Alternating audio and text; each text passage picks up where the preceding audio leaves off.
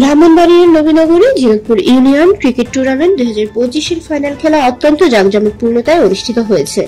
শনিবার বিকেলে জিনতপুর ইউনিয়ন ও যুব সমাজের আয়োজনে আয়োজিত খেলাটি জিনতপুর ইউনিয়ন স্কুল অ্যান্ড কলেজ মাঠে অনুষ্ঠিত হয়।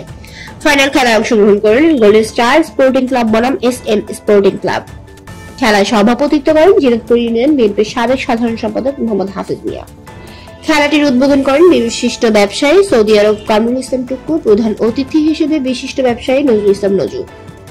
বিশেষ অতিথি হিসেবে উপস্থিত ছিলেন সাংবাদিক মনির হোসেন, জিনতপুর ইউনিয়ন পরিষদের 3 নম্বর ওয়ার্ডের মেম্বার বশির আহমদ, ফরহাদ মিয়া, কিবরিয়া মুন্সি, শোয়েব আলম চৌধুরী, হাজী জীবন মিয়া, আতিক হাসান, বসির মিয়া প্রমুখ। খেলার সার্বিক ব্যবস্থাপনায় ছিলেন জিনতপুর ইউনিয়ন যুবদলের যুগ্ম আহ্বায়ক আমানুল্লাহ, আশরাফুল ইসলাম শুভ, জাকারিয়া সরকার, তিশা ও সোহাগ। খেলায় অংশগ্রহণকারী গোল্ডেন স্টার স্পোর্টিং ক্লাবকে পরাজিত করে SM স্পোর্টিং ক্লাব চ্যাম্পিয়ন হয়।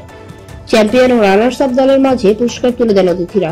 এছাড়া man of the match, referee ও খেলায় সংশ্লিষ্টদের মোবাইল উপহার দেন Shri Jagannath mobile centre and exchange মেলার প্রোপাইটার সুবল চন্দ্র দাস। ধারাভাষ্য দিয়ে খেলাটিকে আরো প্রাণবন্ত করে রাখেন শামীম আহমেদ।